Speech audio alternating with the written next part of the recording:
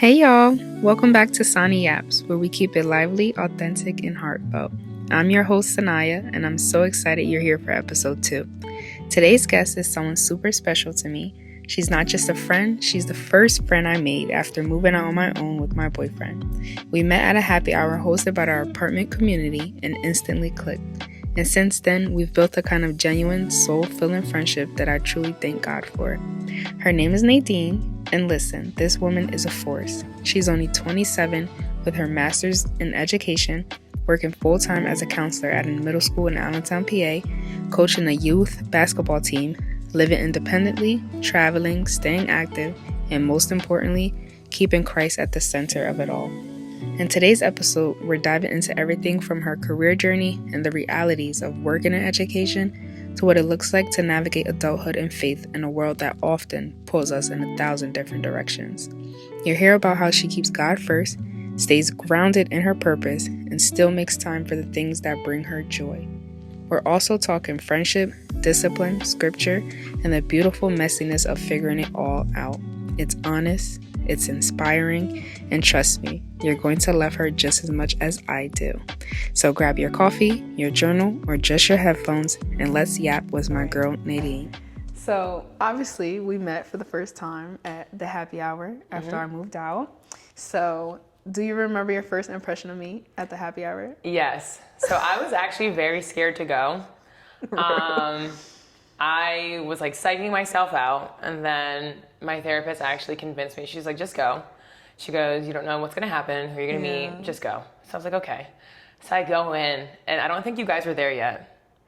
And I go in, I see like 5 people, and I'm like, oh my gosh. Like, I'm actually a little nervous. Like, is this what my therapist I was like, yikes, like there's nobody here. So then I go sit down at the bar, and then I think I saw you and Jake walk in, and I was like, okay, they look young, they look fun, let's just see what happens. And then I don't know if we interacted when you guys sat down, and maybe like I kind you of said something. Remember too. Like I think I you were remember. sitting like at the corner of the bar, and we sat on the other side, and we turned around, just looked at each other, and was like, "Hi, what's your name?"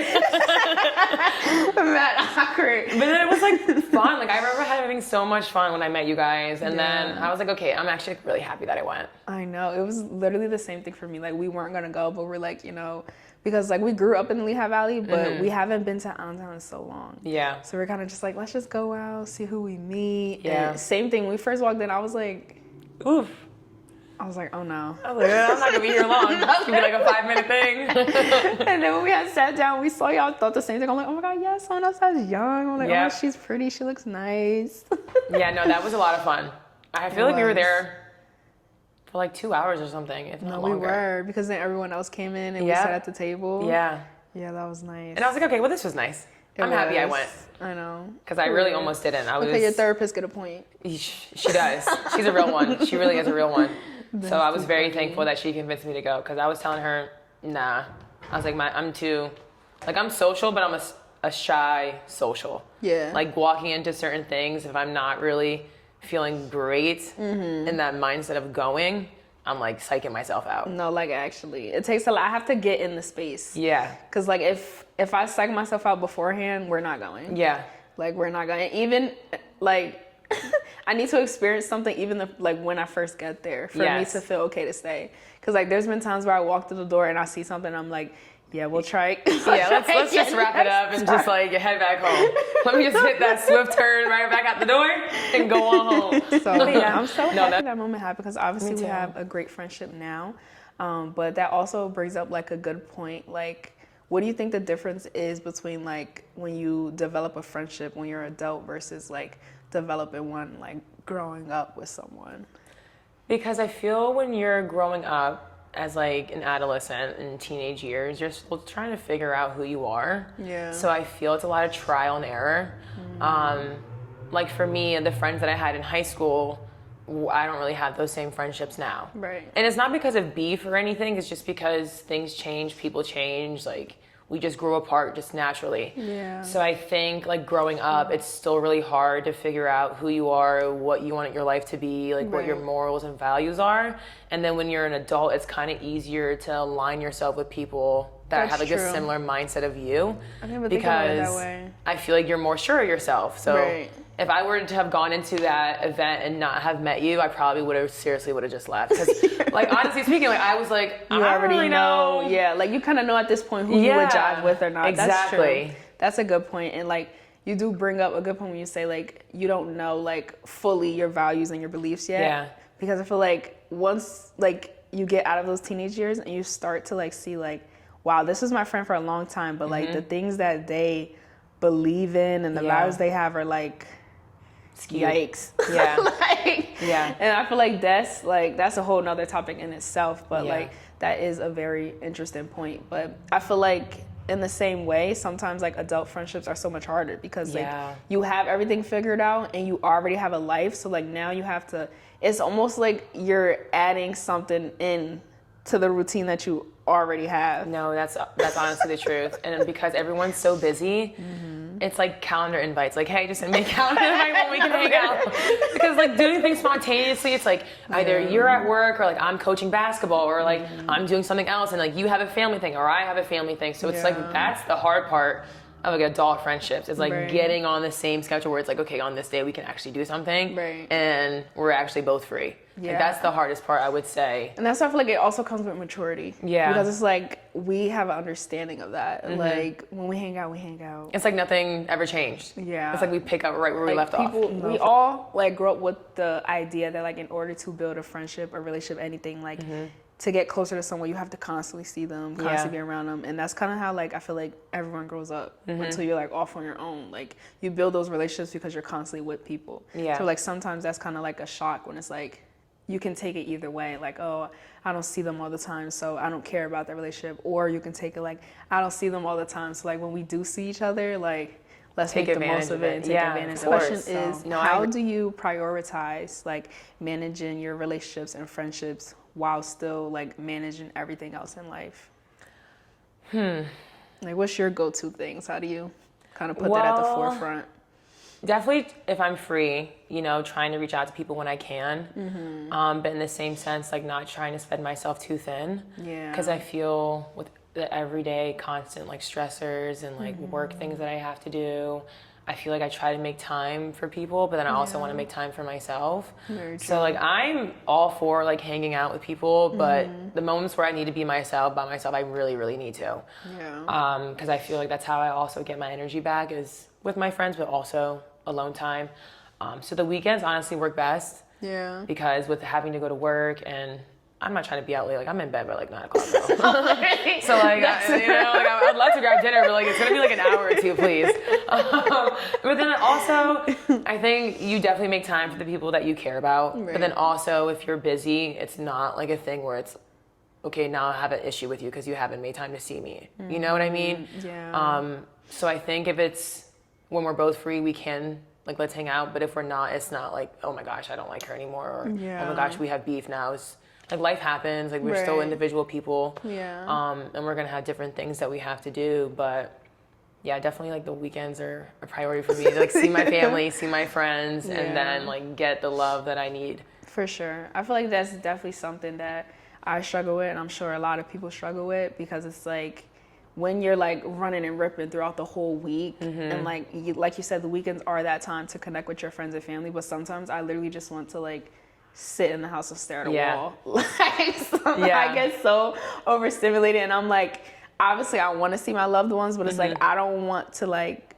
push this energy off onto them. Yeah. Like, and that's something that I feel like I struggle with. Like I feel like I always need to be like my best self in order to be around other people. Yeah. And like I know sometimes being with family and friends is what could be like how you said, that could be your reset. Like that could be what pours back into you for you to have that energy. But like I don't know, I just have said like that's just a mindset. Like I'm trying to work out of it, but like I feel like I always have to be at least close to 100% to be like around other people. And I think that's fair because you are in like the helping industry for work, so you're in constant communication with other people, trying to meet their needs, trying to be like problem solution, like you're always trying to do that. So the times where you have your moments to yourself, I feel like that's something like, okay, it's okay to be selfish with that because Monday through Friday and sometimes even on the weekends, you're constantly talking to people and that can be very, very draining because it just takes a toll on you, especially when you're always trying to fix like concerns and trying to be as helpful as you can, answering questions. It's just like that alone time. You're like, I just don't want anyone to talk to me or ask me anything.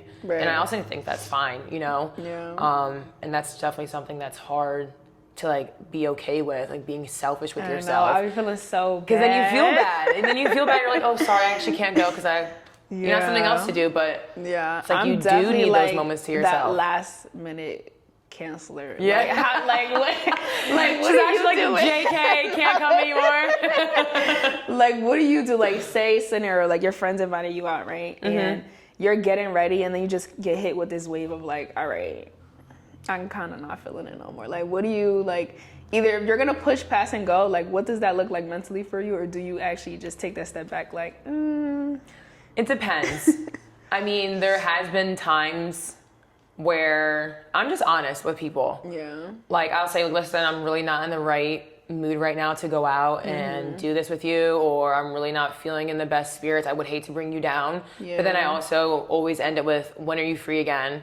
Like, let's meet up for like this instead. Or, and I do that because if I'm like feeling down in the blues or like emotional about something or sensitive, I can already tell my energy is going to be off, and I don't want that to ruin the night that you want to have. So I just tell people honestly, like, yeah, I'm sorry, or I'm really tired, like I don't want to go, I'm sorry. But like, let's find a moment to like reschedule where we're free in the future so I can like make this up to you. Rescheduling is important. That's a good point that you bring up. So we talk about like balance and being able to hang out with your friends and family on the weekend, but also do everything that you do career-wise during the week. So we know that you earned your master's at a very young age.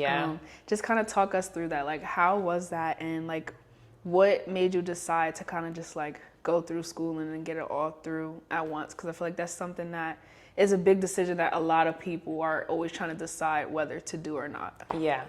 So I went to Moravian College and I wanted to be an elementary school teacher. So I got my major in psych, but then got my certificate in early childhood education. So when I was in school to be a teacher, I loved it. Like, I do love working with kids. But we were taking a class and they brought up adverse childhood experiences, also known as ACEs. So what basically that is it's like a checklist. It can be, oh, my parents are divorced, I was abused as a child, my parent was in jail, and you check which one applies to you. And with those certain numbers, it tells you like what health problems you may have later in your life. That was like the most eye-opening experience for me. And seeing that made it make sense for why certain kids I think I was in like a first grade classroom, why certain kids were maybe behaving that way or like doing things and like struggling. And it starts that young. So you might not think, okay, growing up in a toxic household, or my parents being an alcoholic, my parent being in jail, one parent dying, my household is like has domestic violence, or I'm getting abused. People don't understand that honesty does play a role in your life. So if I think there might be, let's say there's 20 questions, and let's say you have at least 10. Okay, in that checklist, it might tell you, okay, you may be more susceptible to mental health. You yourself might struggle with substance abuse. You yourself might be incarcerated, or like it'll tell you things that could lessen your life, or you might have like heart failure or heart issues. It's crazy. So when I learned about that, I was like, this is interesting. Like, I never knew about this. So after that, I was like, okay, I want to study more about like psychology and things like that. You know, being a teacher is really, really hard. Of course. If you're thinking about, let's say you have 22 kids in your class and at least 6 or 7 of them have these issues, that's hard. Because you also have to give them extra care that they need on top of the other kids who may be okay in their life, and also giving them the care that they need. That's hard. So then I told my like professors, like, I'm thinking of being a counselor instead of being a teacher. And it's crazy at first. They were like, no, don't do it. Like, really? No, we want to see you as a teacher. We don't want to see you as a counselor. And I was like, funny how you're going to tell me this decision. My life, my calling. Like, what? So then I did finish my student teacher like placements. We had COVID, unfortunately, so I couldn't do the 3rd grade classroom. So right after I graduated, I was just looking online for programs that I could get myself into. Yeah. That's when I went to Westchester. So I started my master's program 3 months after I graduated. Wow. So graduated in May. Here comes August. She said, let's go. Right back in school.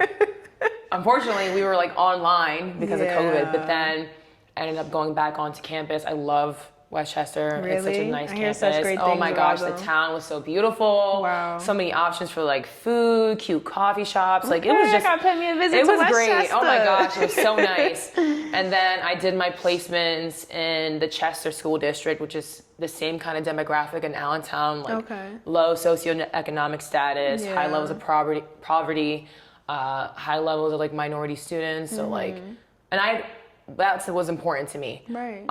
And I got a lot of experience there. I met a lot of like great people, a lot of great counselors. My one counselor, she was fantastic. Like I learned a lot from her, and that's like someone that I consider a friend.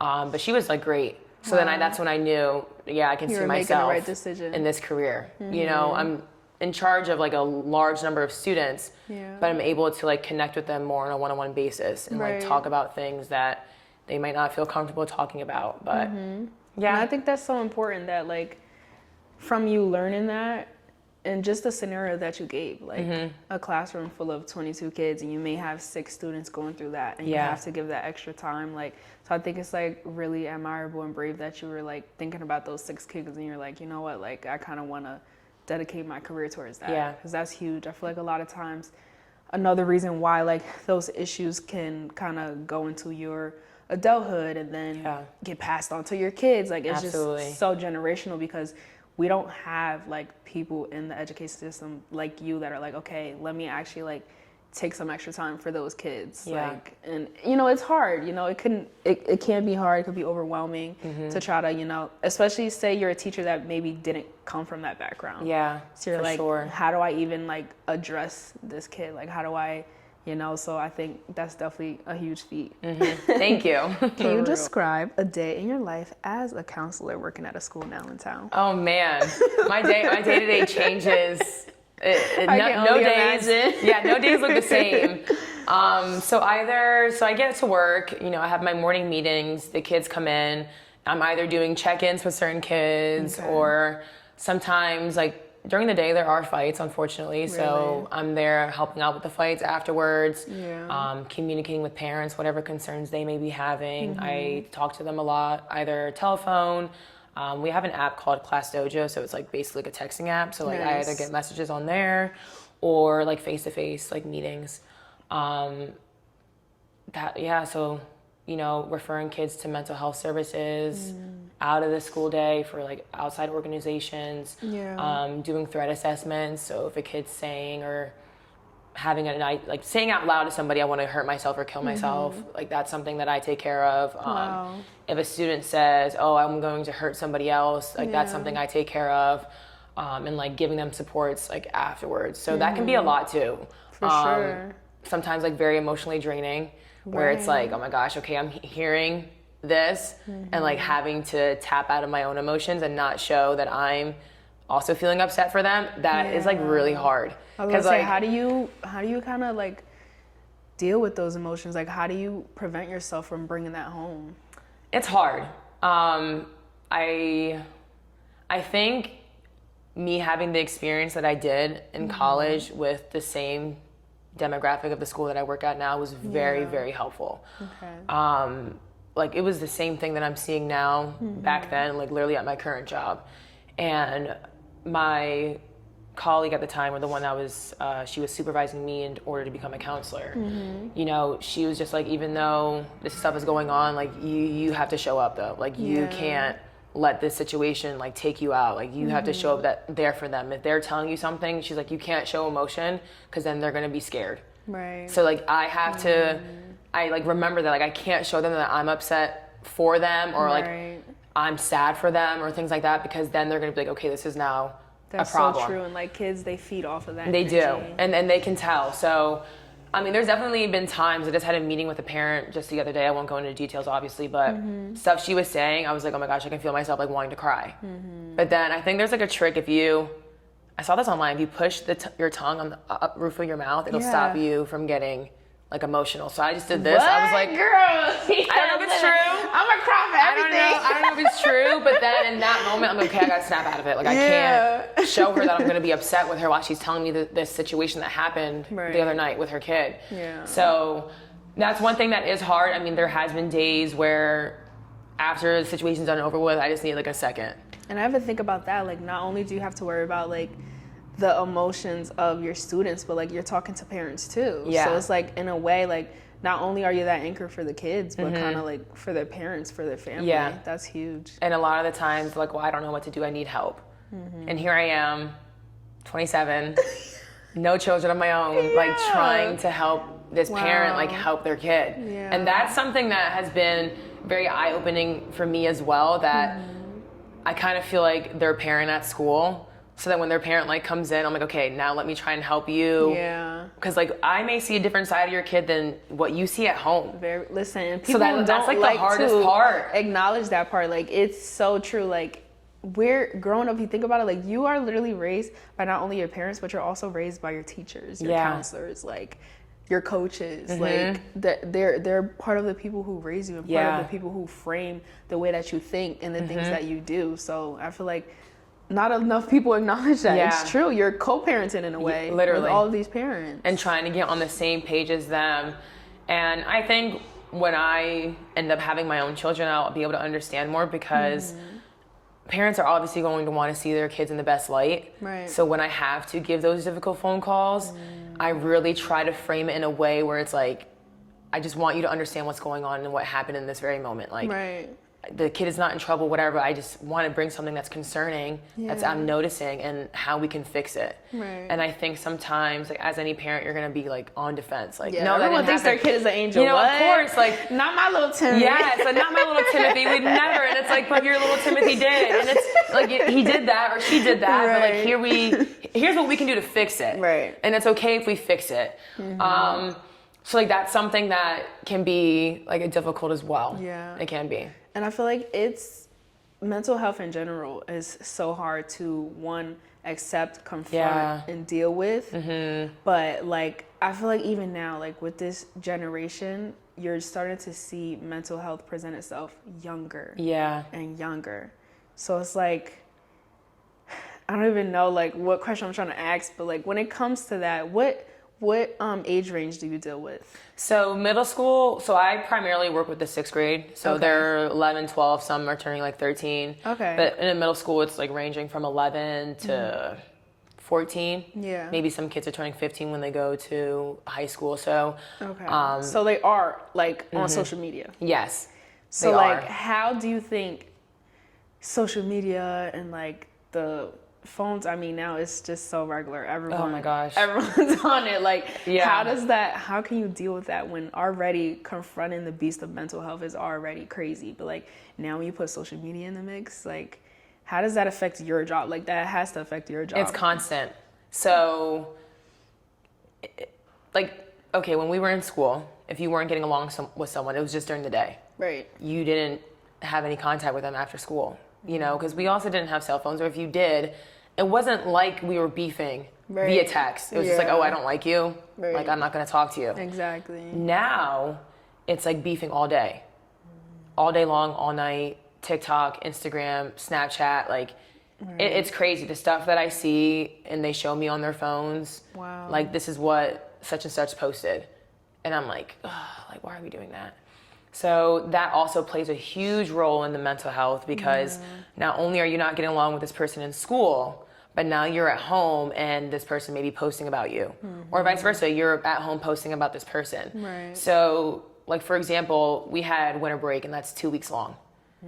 Literally, I come back to work and there was stuff that happened over winter break that it's now my responsibility in the first day back to like squash it. Right. You know what I mean? This didn't even happen in school. It didn't even happen in school. We were on winter break for 2 weeks. And this is my problem come Tuesday morning. Huh?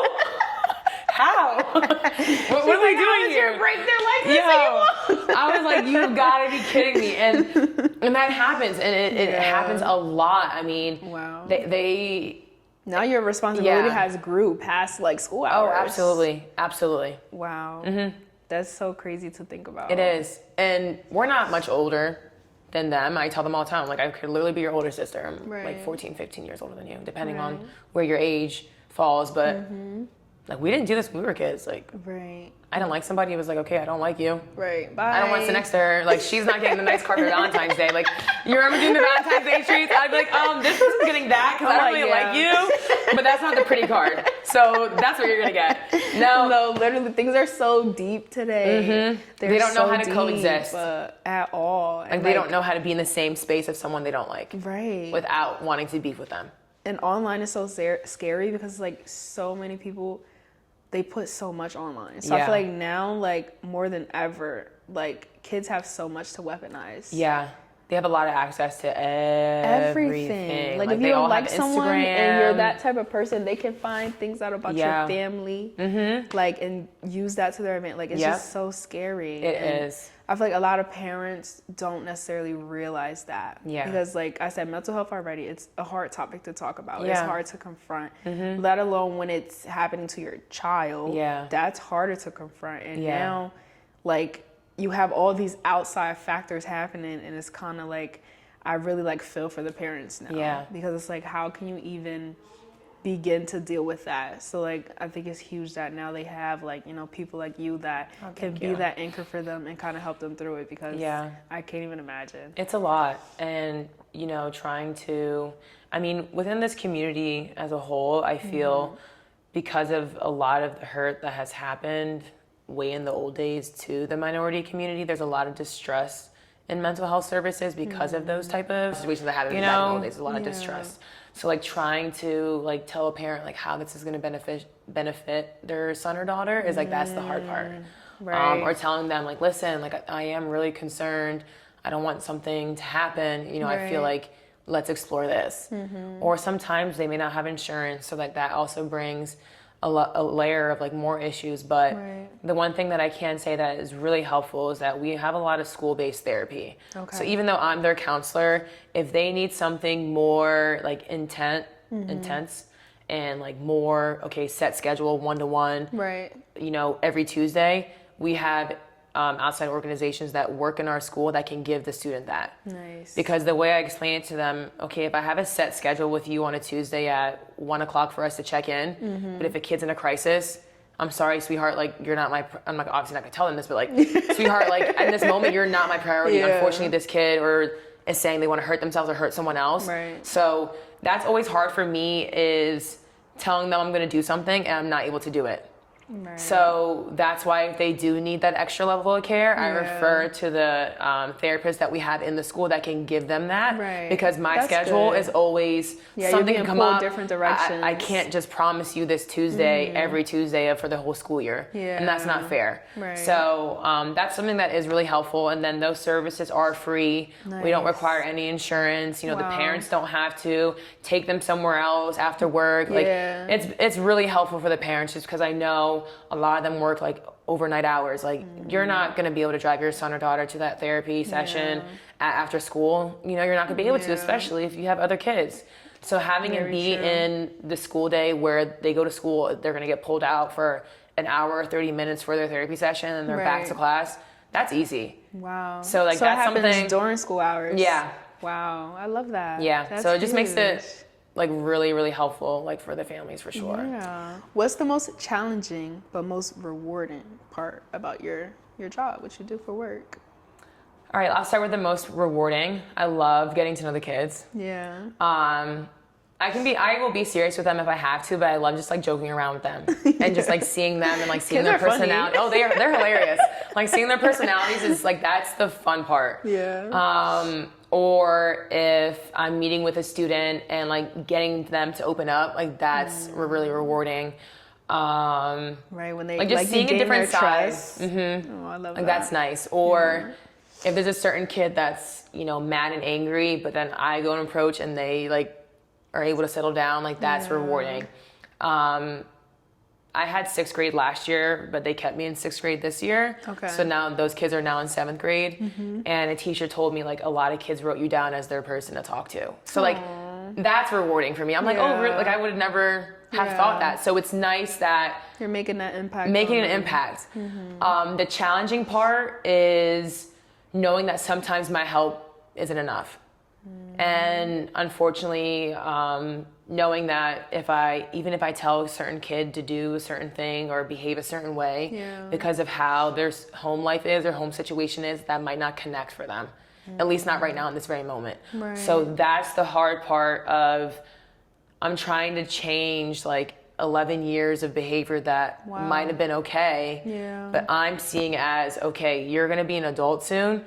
I can't have you out here in this community acting this way, talking this way. Right. I try to just like be very honest with them and very serious and tell them, you know, listen, if you talk this way to somebody out there, they might not have the same grace with you that we do here. Right. And that goes for adults, older teenagers. Like, you just have to face the fact, like, just because you're little, that's not going to stop somebody from putting their hands on you. Right. So I try to counsel them in a way of being smart. And not showing their emotions if somebody's making them angry. Like, listen, if someone's making you mad, I don't want you saying, well, I'm going to do this to you. Right. You can't do that, because that's considered a threat. And when you become an adult, people can call the cops on you, and now you're in jail for something that you got upset about, that if you would have done either walking away or deep breathing or going to find someone to talk to, you wouldn't have found yourself in that situation.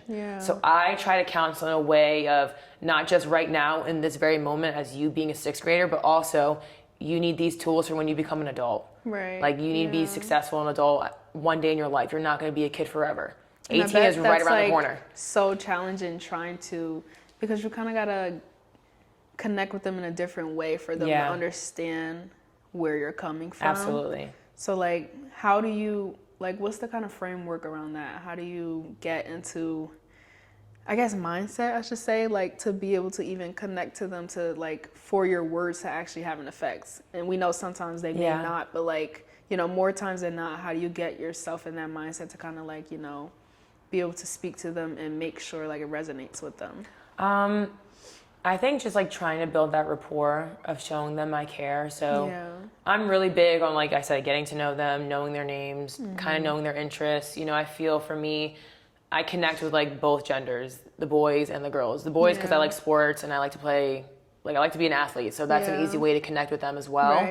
And then with the girls, it's like obviously hair, nails, makeup, like clothes, like I like wearing sneakers to work, so like that like helps sometimes. And then once you get just that basic surface level of like having shared interests, I feel like that's when now, okay, if something serious is to arise, now I can like sit you down and like tell you something if I have to.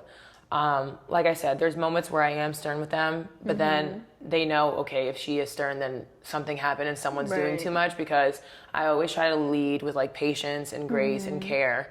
But so I'm not gonna let you curse me out now. To that point. Not gonna let you curse me out now. You better hold on.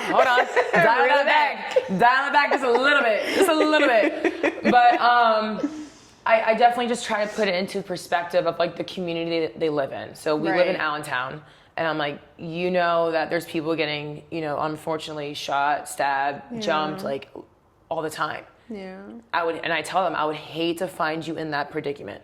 I would hate for that to happen to you. But this may happen if you continue with this behavior. And I feel like when you're in that environment, you grow up in that environment, you kind of become desensitized to it. So it's like you can say that to them, but for them, sometimes that's just like, okay, it's another day. Like, so what? Like, how do you kind of work around that when you do like come in contact with students that kind of like, they're used to that sort of behavior? Just try. And sometimes it's very hard to try. So, you know, I may meet with them every so often, and then I tell them like, listen, if this continues, like the meetings with me aren't going to happen anymore. It's going to be with the principals now. And now you're going to get a punishment for your behavior. So I do try and stop certain punishments from happening if I can. But there are times where I'm like, yeah, you did that, you need a consequence. Like whether it's in school suspension, sometimes I had a school suspension or detention. And it's like, unfortunately, sometimes you have to do that in certain situations for them, I feel like, to make the connection almost. And have you ever ran into a situation where like maybe the kids were acting out because maybe they have no one else to talk to and they want to kind of have the sessions and talk to you? I feel like that happens with a lot of them. Yeah. It does. Because a lot of them just, and I asked them, like, oh, okay, you're telling me this. Have you ever spoken to your mom, dad, grandma, aunt, uncle? No. Yeah. I'm like, how come? They just don't understand. And a lot of it is okay if you go back to when you were a kid, let's say sometimes explaining something to your parent, they're like, yeah, no. And that's just something I don't think they're doing it intentionally. Right. I just think because how the generations are so different from when they were kids till now, when this generation, it's like night and day. It's completely different. Yeah. So I think a lot of the times where they do try to speak to their families about something, they're like either told no or that you don't feel that way. Right. So then me saying, okay, like I understand, or yeah, that's normal. A lot of other kids feeling that way, or sometimes even say, if it's something serious, I'll say, oh yeah, like I feel that way too sometimes. Yeah. Like a boy was like, oh, when I get into a classroom and everyone stares at me, that gives me like anxiety. I was like, me too. Right. I was like, me standing in front of someone and speaking to a whole crowd, I was like, I'm not gonna lie, like I sweat. Yeah. So like I do things like that so that they know, like I'm not weird. It's like, shoot, I do it too. Right. Like you and I are in the same boat, pal. Like I feel you on that. Yeah. So and that's the hard part is I know I'm not going to be in their life forever. So it's hard if it's like, okay, you're only going to tell me this and you're probably never going to tell your parent. It's nothing serious. Like if it is serious, trust me, I do tell the parents. Yeah. If it's something that I need to report, I will. All right, I just want to preface that right now. But if it's something like, if they're wanting, like, okay, they like to date in this age. Right. So now if it's like, okay, a girl likes another girl, their parents may not understand that and not allow them to do that. Yeah. So that's something I'm obviously not going to, like, out your kid and say, oh, your daughter came to me talking about liking a girl. I'm not going to do that. It's not important to tell them that. But you can see, like, the stress of, like, their parents finding out. And there's times I really have to preface, like, I'm only going to tell your parent if you want to hurt yourself, someone's hurting you, or like you're being abused, I have to report it. But then I explain it and break it down as to the reasons of why, and they understand. Yeah. But if it's something you just want to like spill tea, like because they do like, oh, tea time. I'm not gonna call your parent and like tell them that if I don't have to. If it's nothing that's gonna cause like damage or like put their child's safety at risk. That's like the nice part. But then it's like, oh, I hope one day you're able to like have that conversation like with them and they can understand like you. After a challenging or emotional day at work, how do you kind of like protect your peace when you come home? Like, is there anything you like to do, like to watch, eat? So I will definitely, like there's times where I just go home and I just need like 10 minutes of silence. Yeah. Just like, oh my gosh, I just need to relax. Or I'll text my friends, but I just, with certain stuff, it's like hard. And it's hard to have that disconnect.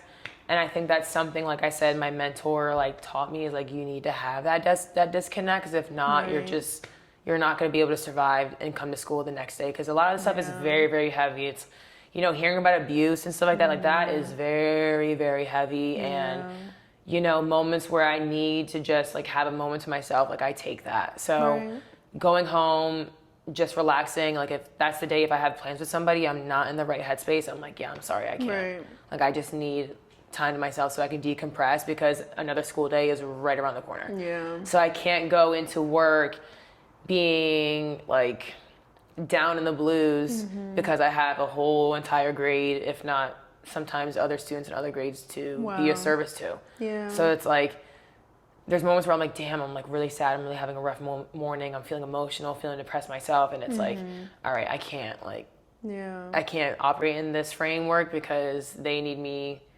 now, and I have to just like check out of my own feelings so I can be there for them. Because like, how are you gonna go to your counselor if she's depressed and like crying? That's not gonna work, so I have to like stuff it down until I can finally get like alone time at home where I'm like, okay, now I can feel my own emotions. Yeah. So you kind of just like feel your own emotions. What does that look like? Is there anything that's comforting to you? Love reading a good book. Period. I love a thriller book, a book that's gonna be like, what? This person did it. I thought it was this person. I love those. I do love some like reality TV shows. Ooh, what's your favorite right now? I'm watching Below Deck. You ever watch that? Oh my gosh, I love that show. Like, I don't know why that show has me in a chokehold. I love that show. Tea. I love that show. I was watching Mormon Sister. I keep seeing like them going on podcasts and stuff, and I'm like, ooh, maybe I should watch this. So that's a good show, but I don't think I can watch it anymore because the Hulu I was using wasn't mine. And I tried watching it today and I was signed out. So I was like, how? Why? Like I was in the middle of something. I was upset. Well, you can't text the person to get the information. And maybe I'll ask, but I don't think I'll be allowed to. But like, come on. Just let me watch it. I'm not doing any harm. Yo, that's too funny. On the topic, Netflix is really making me mad because, come on, you know everybody shares their passwords. Not anymore. Let's That's why I relax don't with have that. Netflix now. Like, I'm using my parents and it said, we see you're operating at a different IP address. Okay, and play my show. what does your relationship look like with God on a daily basis? And how does that kind of like help you with your career? I just love this new modern way of church. Right? Of like breaking down the word. Yes. Because there's moments where I'm like, confused. I'm confused. I'm like, like, I'm sorry, God, what are you saying? like, what does this mean? And how can I apply this to my life? Right. Because I feel That's when I was a huge. kid, I'm like, What's I don't going know on? what's going on? Literally. Like, what are we doing? But then between the pastor at Life Church and the streaming of Change Church with Pastor Daniels, the way they break it down so you can see how it applies to your life or see how this can show up in this form, it's been so helpful for me. Because I'm like a note person. I like writing down my 100%. notes. I like being able to look at it different, 100%. like later on or even in the week. Like, I remember them bringing this up. Like, let me see what my notes say. Right. Or, okay, this is what I'm experiencing in my life. Like, let me see what my notes say. Because I'm not going to lie, I'm not the type of person that can do like rapid fire scriptures. I'm not there at all. Yeah. Like, there's a lot of scriptures that I feel like apply to my life that I like and I'll highlight, but not enough where I can just be like, okay, this moment, you know, John 12, like verse like 36, like that's not something I'm gonna be able to pull out. So like having those notes where they're focusing on different topics each week is really, really helpful for me at least. Right, and that's huge. Honestly, I feel like that's kind of been my motivation. It's funny you bring that up, like rapid fire scriptures and everything. That's kind of been my motivation when it comes to like Bible study and really just like getting in the Word and actually reading it to comprehend it. Because I feel like a lot of times people, when they're like, read your Bible, like you can get into like, okay, I have to read this as like a chore, but no, like I want to read to actually learn and understand and comprehend and like keep reading, like repetition, so that I do get to that point where like, say I'm having a conversation with someone, like I want to be able to back up my God. Like I want to be able to pull from the Word, pull from scripture, because like, you know, nowadays, like we got ChatGPT, we got AI, we got Google, like information is so like oversaturated. Like someone says something to me and I'm like, I have to do my own research. I'm sorry. I'm sorry, I can't trust you. People be saying anything. Where did you get that? Right. Show me your references. So it's like when I say something, like I want to have that scripture to back it up. So that's so true. I'm a huge note taker. Yeah. And I really love the new age church too. Because Me too. It's so great. I feel like they're understanding that like a lot of people were doing just religion, like we're doing it out of practice and not really necessarily having a relationship with God and understanding His Word so that we can actually apply it to our life. Yeah, so absolutely. That's definitely. So speaking of religion and faith, how do you stay spiritually full while also pouring into other people almost every day? Because not only do you know, counsel during the week, you also coach as well. That is hard. So, like, I feel like this, like, reflecting on this school year as a whole, I genuinely feel like, wow, I feel like I struggled. Yeah. Like, a lot. Like, I feel like there were a lot of months where my emotions just, like, were not in it. And that was really, really hard. So, like, definitely, like, staying spiritually full with those scriptures where they're breaking it down in ways that I'm like, okay, this applies to this. Okay, now I can reflect and like move forward and like give myself grace, honestly. Right. But also know that, you know, God is still guiding me. I'm not 100% perfect. Like there's still some flaws that I need to work on, and just like acknowledging that, because I feel, again, growing up, it was like, if you do this, like you're bad. But it's like, that's not how God operates. Right. Like He's not a God that's full of like hate. Like that's not him. That's like he's huge. full of love. We don't give ourselves enough grace. If he loves me for like mistakes I make, I need to learn that I can love myself even though I made a mistake. And that's the hard part. Yeah. Like I'm thinking, oh my gosh, I messed up. Like I'm such a bad person. We're our biggest critics, literally. That's not how God views me though. Like he doesn't view me like, oh, you did this on this day. Like you're horrible. Right. It's not like that. And that's something that I'm trying to continuously remind myself of so I can stay spiritually full. Because I feel just because of the old way of practices, like going through church, I feel I was always like, oh my gosh, I'm a bad person. Oh my gosh, God doesn't like, not gonna accept me or whatever. So now being an adult where, first of all, I feel like all churches now, like the ones that I go to are like so welcoming. And like there's so many different people that go. It's like people aren't dressed to the nines anymore. People are just like coming as they are. As you should. And I feel like that's how church should be. Yeah. Like we shouldn't discriminate against people for certain things that they have going on in their life. Like God was a man of love. So I need to continuously remind myself of the love that he has for me, and like give that also to myself when I do something, make a mistake, or I'm not always my best self, in order to allow myself to show up. I love like that. where I need to. That's huge. Yeah, I feel like a lot of times we don't give ourselves enough grace. No. That's so true. Like, so then turning to the Bible where it's like they're breaking stuff down. I'm like, oh, okay, so and he actually is talking about it, like in a way. Continuously in the Bible, like God doesn't use people that are perfect. Yeah. Like it's always people that have a story that come from something where you wouldn't think like, wow, that person is not holy. Yeah. They're not godly. Like God's gonna count them out. It's always exactly those people. So it's like really. And the story behind it, grace. it's like, wait, wow, really? Right. And it's like, wow, okay, well, that's how God is. And I feel sometimes people take their own, because like how they say it in like church, there's like the king's way and then like the world way. And the world's way is like sometimes full of judgment and things that really didn't happen in the Bible. It's just like how people are perceiving it and like having their own interpretations and how we need to change ourselves into the God's way of like the way that he's saying to do stuff and the way that he's telling us to be, and use that as our forefront as to why we need to follow him instead of what society is saying how we should do it. Yeah. And that's something I feel like it's I have hard. struggled with. Yes, it is It's really hard. hard. It is really hard. But I we think have so much influence nowadays coming from every which way. I know. Like I feel like it's so hard. Like I was just talking about this, touch base with this on my last podcast with Tanai. It's just like walking with Christ now, even as a young adult, like that in itself is super hard. But now with like so many outside factors and social media and different platforms, it's like everyone's trying to make decisions, choices, and perspectives for you. Yeah. It's like a lot of people, we don't even have that time to kind of think for ourselves or even formulate an idea of how we feel about things, because it's like everything is there for you. Yeah. They're like, the world is like, we're gonna pick what you want to think, how you dress, how you act, how you react. Like the world is always trying to determine that for us. It's like there's blueprints out there and we're just supposed to follow it. Yeah. Like, and that's the crazy thing about it. It makes it so hard, you know, does. to walk in faith, like in this day and age. Or even just like comparing. I feel like I compare a lot. I'm like, oh my gosh. I'm not gonna lie, I had like a church fear.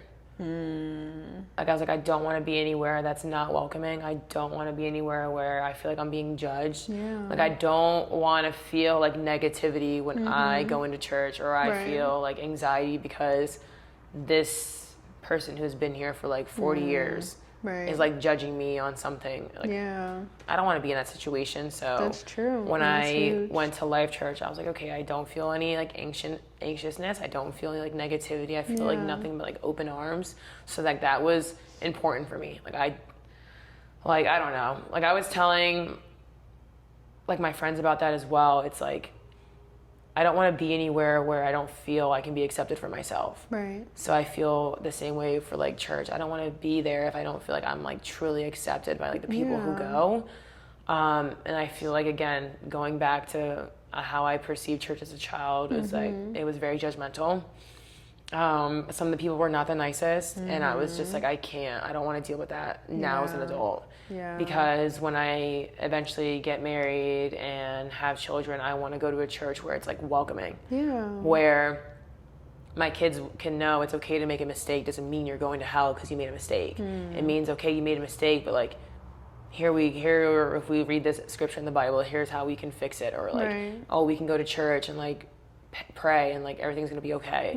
Like, I want it to be like that. I don't want it to be a space where they feel like if they make a mistake that they're a bad person, because I remember feeling like that like multiple times. I know, I can definitely relate, and that's huge. And I feel like that happens a lot with people who, you know, grew up in specific churches, and like we're definitely seeing that. Like, I just love that God's just coming to get all his children. Yes, like, I love that. Like, around the same time, like everyone's just like finding their way back, and like it's huge for you to make that decision yourself, and like, hey, I'm going to look and find a church that makes me feel like this, that I can actually sit and be surrounded by that loving, supporting community, and while also diving into his word and learning more about him. So absolutely, that's definitely huge for you. So do you have any favorite scriptures or affirmations that have kind of been getting you through recently? Like, you don't have to like say the scripture, but if you have like maybe a specific chapter or just things you like to say to yourself to kind of get you like through. I have a lot. So the one that I was looking at just the other day, it was basically like speaking about like not getting revenge on certain things. It was, and I think basically like don't overcome evil with evil, overcome evil with good. So I remember like, okay, like there's definitely times where I'm like, this person is going to drive me, not like I'm taking revenge, but you're getting me to the point where I'm about to lose my patience with you. I'm like, you know what? That's something that I need to work on. It's just because that person may be having a rough day and there's rude to me, I don't need to really match that energy and be rude back. Like, you can always be kind in those situations and kind of just lead with grace again. And right there he says it, like, you don't need to go back and forth with them. You don't have to be evil with evil. Like, if that person's going to do that, you can always stay true and be good, like how you are. So there's that one that I like. I mean, there's like a whole bunch. Like I said, I'm not the type of girl that can just be like, this scripture and like go for it. You're fine. Excuse Do you me, like there's a specific book? I like Psalms, but I feel like a lot of people like Psalms. Hey, listen, it got all the goodies in it. And there's like a prayer in there that's like a protection prayer. So I think it's like Psalms 91. And that one, if you like, it's just like so good. It's like so good. So like days, I need to be more consistent because they're like, you should say that when you leave the house. That's something that I need to continuously do because it just like covers everything. And I'm just like, moments where, because I feel like I get anxious about like little things and I like spiral about that. So I know the one time that Pastor Daniels on the stream was saying like worry and anxiousness is not God, like that's the devil. So like there's times where I feel myself getting anxious and worried and I'm like, you know what, that's not God. That's not God, and then I'll pray and then it's crazy how he can snap you out of it like instantly. Like instantly I'm no longer anxious. Like how does that happen? That's huge. Like how? That's like I'm spiraling about something, confirmation. catching myself spiraling, saying, okay, God is not a God of worry and anxiety. He's a God of like truth and like promise. Because you're affirming it, you're speaking so it. I'm like, okay, so this is the devil in my mind right now messing with me. I need to stop and like pray. Like show me the way. Whatever way it is, just show it to me. So touching on that subject, has there been any like God moments lately for you that has made you sit back and think like, wow, like I am on the right path? I feel like there's every little thing. You know, there's times where I'm like, am I supposed to like be here? Am I supposed to be doing this? But then like those little moments at work where I'm like, oh my gosh, like, wow, that kid did this and this is like so nice. It's like, okay, I am supposed to be here. Like I don't try to live my life with any regret or any what ifs because I feel sometimes we think of what ifs always being a positive outcome, but like the what ifs could always turn out to be negative and not the way you would want it to go.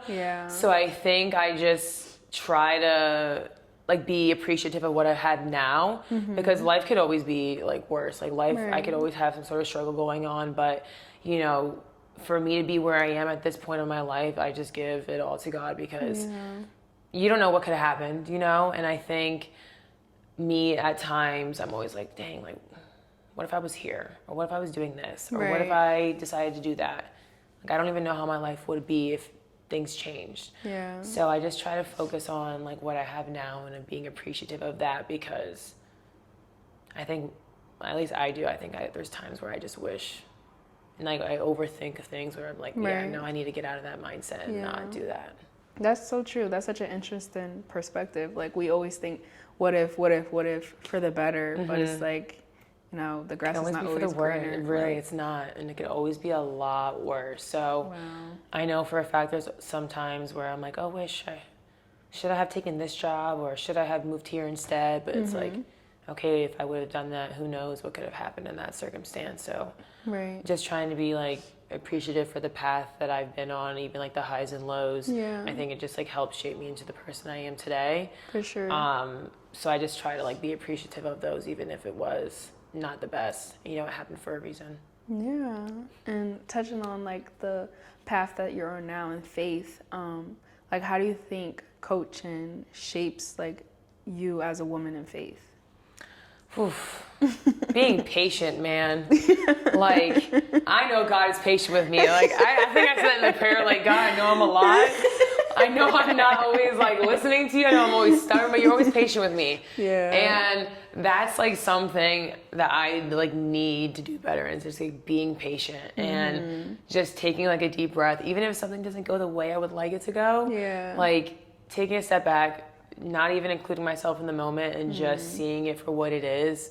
With coaching, I love playing basketball, like I do, and it definitely helped me like to be where I am.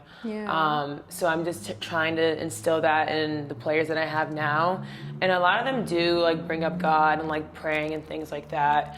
But I try to have it so you're not praying to win. It's like, let's pray that we stay healthy through a game. Let's pray that we play our best. Like, let's pray that, you know, nobody gets into any serious situations during the game. So sometimes they're like, oh, let's pray that we win. But then they also are like, well, let's pray that we stay healthy and that like everyone does their best. And I love when they do stuff like that. So it's like so cute when they will like type in the group chat like their own little prayers before the game. It's super sweet. Oh, I love that. So like, that's so important though, to instill that in them at a young age, because I feel like a lot of times that could put you in that mentality that when you pray for a specific thing and it doesn't go your way, it doesn't pan out that way, and you're angry at God, it's like we never look at the bigger picture. Like, God is not a genie. It's like a lot of times, like, you know, even myself, I get into that mindset because I think I know what's best for myself, and I'm like, I want this, like, Lord God, you know, if it's right,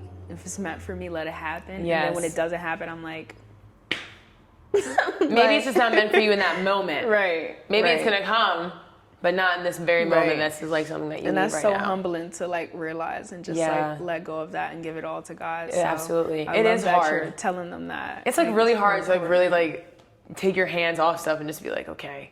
Like, that's the hardest part, I feel like, because there are times where I would like to control certain situations. I'm very type A. And I'm like, when I can't, I'm like, all right, I just need to like take a step back and let it be to God and just like pray for it, and then pray over it. And then if it's meant to be, it'll be. And if it's not, then I have to accept that this moment, for whatever reason, is just not meant for me. Doesn't mean it's not going to happen. Just right now in this very moment, maybe I'm not supposed to have it. And I feel like it's hard on one end, but on the other, it can be very reassuring. Because like, once you kind of get that sense of peace, that like, okay, you pray over something and you're like, okay, I know if it's meant for me, it's gonna happen. If it's not, then it's not, and I know something greater is coming or something different is coming. Absolutely. So then it kind of takes the anxiety away from like a lot of things in life. So I've been trying to find comfort in that when I get frustrated. Literally, me too. Like, there's times where I get mad, then I'm like, oh God, I'm sorry for getting mad. I shouldn't have gotten mad. I know this is something you're trying to work with me, and I'm so sorry. Like, please forgive me for being mean or something. And it's so important to have those conversations with God. It is. It really is. Do you see your role as a coach and as a counselor sometimes overlapping? Yes, I do. And there's times where I feel, I was just talking about this with a coworker, I have like empathy fatigue. That when certain situations go on, I'm just like I lack empathy, because I feel once you, like, it's hard to keep pouring from a cup that's empty. So that's why I feel like at times over this past year, I struggle, because I'm like, I'm literally being pulled to do this during the school day, and then also dealing with the emotions of players during games and practices, and sometimes it's a lot. I can only imagine. It is a lot, and I'm like, driving myself insane. And there were definitely moments this season I was just like anxious and just tired, and like going into work, it's like, now I have to deal with this, and then I have this player texting me about this, or this issue going on at practice, and that's why I feel like those moments of being selfish with your own time and energy is like super important. For sure. Because it's like, okay, if I'm drained during the workday and then also in my after school little situation, like there's no way I can show up for like anybody in my life or myself. Right. So I do feel the overlap at times, and it can be nice, but then, you know, honestly saying it can be like really tired and like really hard. So that is something that I would like to figure out how to manage better, where I don't experience that empathy fatigue. And that's why I still feel like it's good for me right now to have my therapist. I had her since I was like 17, like on and off. So me being 27 now, like she's seen me in all different aspects of my life. So having her during those moments, even though something may not be going on in my life, but when I'm experiencing that, and just to vent and have someone who is in the same profession that I am, like understand where I'm coming from, and also normalize my feelings is really, really, really helpful. I love that, and thank you for being so open about that. Yeah. Like, I love that. Your therapist, the therapist having a therapist. It's necessary. Like literally, I feel anyone in a helping like profession, career, like it's good to have one. Yeah. Just because, you know, our family and friends are biased, so like if we're telling them a situation, like they're gonna be on our side, but they're gonna be honest sometimes. But at least with a therapist who's not biased, like basically neutral in the situation, I feel like it's easier to take their feedback as like advice, and not like if your parents don't agree with you, you're not like, because we're biased too, like, hearing it from the people we love. You're not agreeing with me, like what the heck? So then going to her, I'm like, oh, okay, and she explains it a different way, where I'm like, okay, now I understand that reasoning or that perspective. But yeah, it's really helpful. Oh my gosh. Wow. So I just want to say one thing that I do admire about you, and that drew me towards you the first time we met, is that like you're just so confident, and you just like exude this like strong and positive energy. Oh, thank you.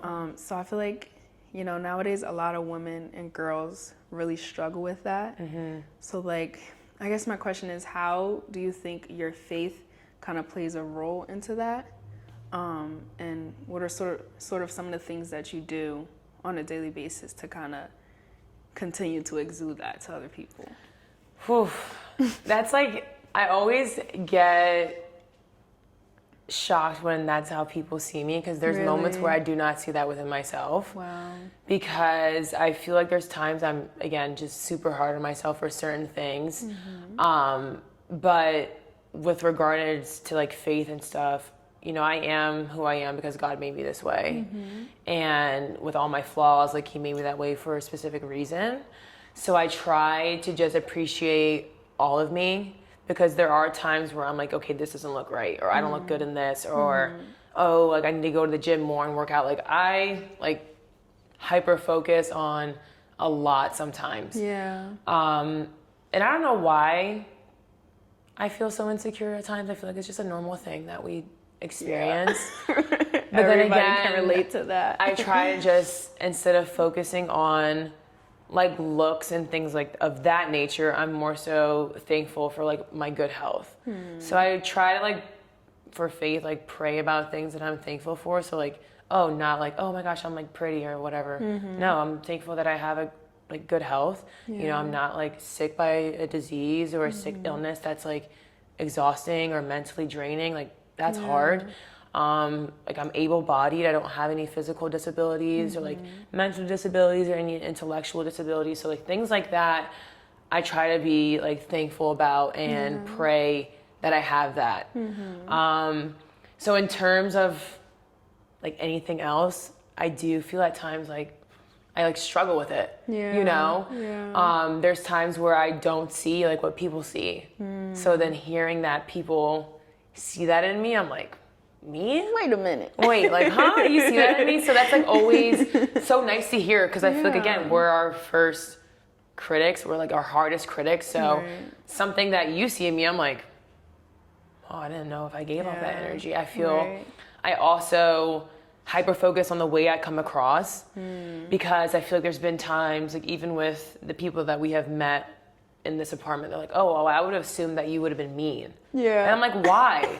Like, because you're pretty. I'm like, but I'm like, what? Is that what people are still doing at this grown age? Like being mean girls? Like, no, I want to be friends with people. I want to have a good time. Yeah. I just want people that are going to uplift me, but then if I'm wrong in a situation, like I want you to be able to say like, yeah, Nadine, you shouldn't have done that. Yeah. I think that also helps me with my confidence in me as a person. Because if I am shaping myself, I also want people around me that can help shape me and mold me too. Yeah. You know what I mean? And like help change my perspectives or open my eyes to things that I didn't know before. Yeah. I just feel like that's important. Like so as your growth. Open to that. That's huge. Yeah. Definitely. Now, hearing that from other people, is that reassurance to you that you're like, okay, like clearly like I'm doing something right? Like it's like confirmation of what you've been praying for? Yeah, it is. You know, because I just always want it to make sense, you know, like for me at least. So like I don't think I'm like the best thing since sliced bread. Yeah. Like I try, like I know there's things I need to work on. I know there's things that I am good at, but I know there's still a lot of things that I can do better in. Right. So in the areas where I feel like I'm not as good at and people are like, oh no, you are. I'm like, oh wow. So that's like reassuring and makes me like believe in myself a little bit more. Yeah. Because even though I get that message from like God, like you are doing the right thing. Because there's times when I'm like, am I on the right path? And it's like, okay, in those moments, I want to hear it from him. But then it's also nice to get it from people. Yeah. Like I kind of feel, okay, I'm praying to him. People. And he's like, okay, this person is going to bring it up to her and it's going to make sense to her again. Yeah. And that's when it's like, okay, I just prayed to God about this. Literally a couple days later, now someone is bringing this up when I just had a conversation with him about it. Yeah. So I feel like in those moments, he's like, okay, I'm about to prove it to you because you're praying to me about it. I'm trying to tell you, you're still kind of unsure. Now I'm going to bring it to your face so you can have it in face value. Yeah. So I think those are moments that are like really fun. So you kind of answered this, but was there ever like a season in your life where you didn't feel as confident as you do now? And if you can remember that moment, like what kind of made that shift for you to change your mindset about yourself? I remember the moment vividly. Really? Yes. So it was like college 2020. We had the COVID year. I got sent home, obviously, and I was going through a horrible, horrible breakup. Wow. And oh my goodness, that was like the lowest of lows I've ever felt. I remember like trying to like read books for like self-care and like self-help and like trying to get myself out of it. But then I also had this like mini Bible that my aunt got me. It was like literally like this big. It was like a little mini pink Bible. And I think she got it for me because I graduated from high school. Okay. So that was like a part of my graduation present. And I don't think I even opened it, like honestly. So when I was going through this like low point of my life, I was like, okay, I need like something. Because like I feel angry, I feel super depressed. I was just like down in the dumps. So like opening that, and it had like mini scriptures and like the explanation of that was really helpful. Wow. And then in terms of also having my family there was really nice. But that was, I mean, I'm one to say I think we all need like one heartbreak, like one sad situation, so you can come out of it stronger. Like even though in that moment I hated going through it, I can sit here today and be like, I'm thankful that I did. Wow. Because there were things going on in that relationship that were not healthy. It was very, very toxic. I knew that in that moment, long term, that this person and I could not work out long term, that it was not going to work. And I remember praying to God sometimes, like, if this person's not for me, like, tell me, please. Like, if he's not for me, like, tell me. And he was showing me. Wow. God was showing me that there's things that this is not working with you, but I was too stubborn to see it. And that's really, like, scary. Like, when you're in love with someone or think you're in love with someone, like, you kind of can't see those red flags. And even when you do see those red flags, you try to turn it to fit the narrative to stay with the person. Yes. So there are times now that I will pray, like, if someone's not meant to be in my life, like, please remove them from my life. And such a humbling prayer. And it's hard. It is a humbling prayer. Immediately. It does. No, I just prayed about this in the situation with that person, deaded it. Like, it's deaded it. Wow. So it's like, I love that prayer, but then I know when it happens, I'm going to be sad. Yeah. And I was very, very sad for, I mean, that COVID experience, when you're just stuck in the house, like, dealing with that emotion. Wow. Like, I was down, like, so bad. I deleted, like, social media for a couple months because it was just, like, I was like, I need to, like, start over and start fresh because it just was not good. Wow. So that was when I was like, okay, now I need to, like, get back into church and, like, reading the Bible, at least, like, a little bit. I don't need to understand everything now, but at least trying to get myself to, like, get out of this place because myself, like, trying to fight this battle wasn't working. Yeah. So I wanted God to give me an answer, like, first of all, why is this happening to me? Like, what did I do? Also explain. The biggest question. Help me understand my anger. Like, help me, like, process, like, my sadness. And, I mean, that itty bitty little Bible with all its, like, little quick answers and stuff was, like, really helpful. I love that. Yeah. That's beautiful, you know, and I feel like exactly what you said earlier, like sometimes you have to go through those sad moments and that heartbreak and just feeling like you're at rock bottom to really build that foundation to start something beautiful. So growing up, when it came to confidence and identity, do you think that, like, being biracial added any layers to that for you? And if so, like, how would you say that you may have overcome that over time?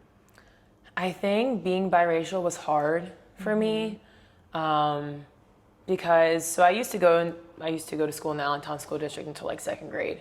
Then I went to Parkland School District, which is predominantly white. Right. So going from a school district where there are more kids like me to a school district where it's very far and few between was very hard. Wow. I think it was hard for me because obviously I have curly hair. I was always tall. And I used to always have my mom would, like, braid my hair and, like, do, like, the cute, like, poof styles, like, kind of like what I'm doing now. But I remember a time, I think I was in, like, third grade, and my mom had my hairstyle like this. And some girl was like, her hair is so poofy. And I was like, so, like, that never happened to me before. Yeah. So that happening, I hated having my hair curly. Really? And that, like, so for the longest time, I used to always have my mom straighten my hair. Starts, literally. And that's how it starts. That's literally how it starts. And then on top of that, I'm tall. Like, so I stuck out like a sore thumb, honestly. Yeah. And it wasn't until I was playing basketball on an AAU team and my coaches were all tall women where I was like, okay, I'm okay with being tall. I love that. Because before I was always the tallest. I never had like a tall coach. And then I had 3 women coaches that were all tall, all played basketball. So I was like, okay, it's okay to be tall. Because like hearing from your parents, I'm like, oh, like my dad used to hammer it in my head, like it's fine. My mom did, it's fine. My stepmom, she did as well, so it's fine. And it's like, I'm not hearing that. And so I saw it and I was like, okay, it is fine. Like, they were telling me it was fine all my life until I saw for myself that it was fine. You're supposed to say that. Like, you're like, no, I want to hear what you have to say. Like, no. So then I was still wearing my hair straight a lot. And then there was a time, I think it was my senior year, I was in a class, a science class with my friend. And I had my hair curly, but I had it up. And he's like, why don't you ever wear your hair out? And I was like, I don't know. I was like, I could tomorrow. I was like, I could wear it out tomorrow. He's like, no, like, go take it out now. And I was like, and he's like, why? Just like, do it. Like, just take your hair out. So I was like, fine. Men are so funny. They're like, it's not even that deep, bro. Literally. Like, just do it. Just do it. We're like, this is the biggest decision of our life. I was like stressed. I was like, no, I don't really want to. And he's like, just take your hair out. Like, you're always wearing your hair out. Like, take it out. So I remember going to the bathroom, just like taking it out and going like that. And then I just would wear my hair out then. So shout out to him. Wow. My friend was a real one. He literally like pressured me to doing it and then I did. Wow. And then after that moment, I did not straighten my hair, I don't think, for the rest of the year. Wow, why don't I wear my hair I was like, wow, why don't I? Good question. Can't tell you. Yeah, so shout out to him. That was a nice friend back then. Wow, I love that. I mean, my parents like really raised me really well. You know, even though my parents are separated. I had like an active father, like my mother, she was also active as well. And then my stepmom like came into my life when I was a little kid. So like having like the three of them, just like showing me how to be like strong and like sure of myself was like really helpful. I love that. You know, and my dad, he was like, I feel like, he was like, oh, your mom's like didn't like it. But whenever my brother and I would get into like trouble, he would allow us to like share our frustrations. So like if he was like, Nadine, you're grounded, I'd be like, no, that's not fair. Like I don't want to be grounded. And that helped me a lot because he was like, I didn't want you guys to be afraid to say what you wanted to say. He was like, you guys weren't disrespectful, but he was like, I didn't have a problem with you telling me that you were upset with the punishment. He's like, you still got the punishment, but there's nothing wrong with you saying that. And I think that helped because now as an adult, I'm okay with saying something if I don't like something. Wow. Because he felt that if he was the one to tell us like, no, be quiet, that sometimes it makes people who are adults like not confident in their word and what they want to say. And he was like, I didn't want you guys to grow up not feeling sure of yourself or not being able to speak up if you don't like something. So that's why I feel now at my age that why I feel confident at times is just because he literally allowed us to say what we wanted to say. It wasn't rude, but we were given the space to say something if we didn't like something. So Shout that out was Dad. nice. That's a word. Real one. My moms didn't like it though. Both of them didn't. Both of them would tell him. You got them kids talking back. Yeah, my both of them were like, you know, they're talking back. My dad was like, no. He said, let me cook. It's gonna make sense. He's like, I got it. He's like, I got some in the works, man. I got some in the works. And he always says that. He's like, yeah, your moms did not like it. He's like, they would tell me that I shouldn't be doing that, and you guys are talking back. And he's like, I was trying to tell them like I'm doing something for you guys. And he's like, now, like, look. And I'm like, I know. I appreciate you. I appreciate it. So that was really helpful. It was. And, you know, now that's why when I'm at work, I don't have a problem with the kids saying, Miss Ewald, like, I'm mad at you. Or you're annoying me. Or I didn't like that you said that. Like, I'm okay with them saying that. Don't curse me out now. Don't call me any names now. But I tell them, are you upset with me? Like, what's wrong? I'm like, it's okay for you to say yes. I was like, I'm not gonna get mad at you. I just would like to understand. So when they say yes, I'm like, okay, explain why. Like, tell me why. And they tell me, I'm like, I'm sorry for making you feel that way. And I tell them, I'm not the type of adult that's not gonna tell you sorry. If I did something wrong, like, I'm sorry. Huge. Because I feel when you're a child, like, how many times did an adult say sorry to you? Never. They're never wrong. Never wrong. Apologize to you? Exactly. A child? Yeah, right? Like, a child. So there are times where I feel, again, still me being confident, I don't mind owning where I'm wrong. There are moments where I am wrong, and that's why, back to what I said, I like having people around that can help shape me. If you're my friend and you can't say, hey, Nadine, like, you shouldn't have said that, that was a little bit wrong, then why are we friends? Right. If you could sit down with your younger self, or any young woman for that matter, and just tell them and give them some advice about just holding themselves at a certain standard and being confident, like, what would you say to yourself or to that young woman? Like, not trying to change who you are to fit, like, the views of other people. Because, like I said, I feel like going to a different school district where I was surrounded by people that didn't look anything like me, that were not biracial, that was hard. And then, like, obviously my parents are also divorced, so that was, like, I feel like 3 things that was like, okay, I clearly stand out, you know? So I think I would tell my younger self just to be thankful for who you are, and not try and change anything about yourself, and just appreciate, like, how you were made, and just love yourself. Because like I said, I just feel like I would try to change little parts of me so I could fit in. And, like, telling her, like, you don't have to fit in, just, like, be who you are and be secure in that. And it's okay to be different. It's okay to have, like, a different life than other people. I think that's what I would tell her. And then obviously give her a hug. Little Nadine needed a hug sometimes. I've gotten more into the habit of hugging people. Yeah, I love a good hug. Like, you can just feel when someone needs a hug. Yeah. Like, and when I hug other people, I'm like, man, I needed this hug. And sometimes it's good. Sometimes you really need just like a good grounding hug and then everything's okay. And I'm like, ew, people get off me. Yeah, okay, now shoot, fly, scram. Is there any lesson that you learned going through that of like resilience, or any huge takeaway you have from that experience that you think still kind of impacts how you live today? I mean, the one thing is just being able to adapt to different situations. Even though I didn't know it back then, I think I adapted well to a little bit of a change. Yeah. And it still did fine. Like, there was no other issues really at my school. But I think as an adult, I think there's moments where I can adapt well in different circumstances, or it doesn't matter like who the population is or what the demographic is. I think I can do a good job at being personable. Yeah. So I think that's like at least what it taught me, is like how to be personable and be able to speak like to a different group of people and not like psych myself out. That's a really great skill to have. Yeah. For sure. Because I would say, you know, Parkland was very diverse. You know, there were a lot of different kids there, different backgrounds. So I would say that's something that, you know, opened my eyes to like, oh wow, there are a lot of different people in this world that I didn't realize in second grade, but at least in third grade, I was like, wow, there's a lot of different people out here. Didn't see you before. So you are a jack of all trades. Oh, thank you. Your schedule is one that I would say is not as normal. You're a counselor, you strength train, you do hot yoga, you coach, you still travel, still find time for yourself, still find time for Bible study, for church. How do you juggle it all? I love a good schedule, a good calendar. Yeah. Like, I write out my month so I know like where I need to be. If not, I forget. Like, I genuinely forget. Like, I'm just like, oh my gosh, that was today. Sorry. So I'm someone that like has my phone calendar, like written stuff there on my calendar on my fridge. I have stuff written there.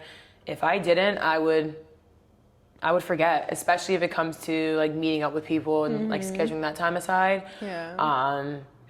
Yeah. So planning and yeah. Do you say like would you say that you thrive off of like a busy schedule?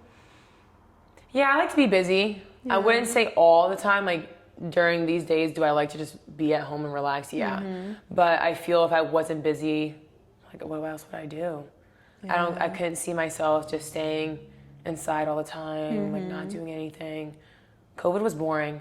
No, for real. That like gave me a taste of staying home all day, and I was like, not for me. Don't get me wrong, I do love my down moments, but I also do love trying different things and like hanging out with my friends, trying new experiences. You know, it's like stepping out of my shell, because I feel like I am okay with being alone sometimes, but then I'm also in the same sense like, okay, I like to be surrounded by people. Right. So like I can't always just choose to be alone. Like I also need to get out of my shell and like COVID make some memories. taught us that. Yeah. And taught me to kind of like cherish everything. Yeah. Like, and live in the moment and do more. Yeah. Like you're saying, like we're able-bodied. We have different opportunities. We have different tools. Yeah. I feel like a lot of times we become complacent and don't really use it. So like I think that's huge. Like, you know, of course taking that time for yourself, but if you're able to, why not? Yeah. So, like if you have the opportunity to, I think we should do it. Because there's going to be a time where we're old, sitting in our rocking chairs going, I wish I did that. the voice. I wish I did that when I was 27. Now I'm 77. But this has been a really great time, really great conversation. So being someone that has a busy schedule, you know, you coach, teach, counsel, and still make time for all the hobbies that you want to do, as well as hanging out with family. What would be your advice to someone that's trying to do it all without like losing themselves? Take those days for yourself. Like, it's okay to say no. What I will say to people is like, it's okay to be selfish about your happiness. I don't remember which book I was reading where it said that, and I was like, that's 100% a fact. You know, I think at times we focus on so many different things in life, how someone else is gonna feel, or, oh my gosh, it's this thing coming up, I need to go to that. It's okay to say no. And it's okay not to have a reason. It's okay to say, no, I can't, sorry. You don't even need to say sorry. Like if it comes down to so bad at your mental apologizing. health and your peace and your overall well-being, and that is not serving you any purpose, it's okay to say no. Yeah. And it's okay not to please everybody else in life. People are going to be upset regardless of whatever you do. So if it makes you feel better about yourself saying no, you should say no. And if that person doesn't respect it, then maybe that's a clue for you to understand that maybe that person shouldn't be in your life. But listen, if I need to say no because I need to refresh, I'm going to say no. I love you, but I'm not myself right now. So like, if you're not yourself, it's okay to say no. It's a valid point. Be selfish with your happiness. Life is too short. Period. That was a perfect way to wrap it up. Well, thank you so much for coming. I enjoyed having you on. Thank you for being vulnerable, of course, and just choosing to share your story with everyone. It really means a lot. Your support. Thank you for having me. Of course, I really appreciate your beautiful you. podcast. This is so much fun.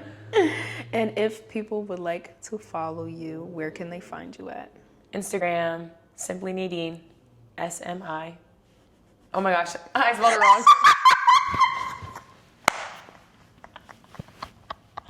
Cut. SIM. Wow, cut that out. Ooh, 2 degrees for nothing. Can't spell. You can find me on Instagram at Simply Nadine, SIMPLYY _Nadine. You're going to tag it at the bottom. Yes, you can find me on Instagram at Simply Nadine. You can tag that in the comments for me, please. Yeah. Right here.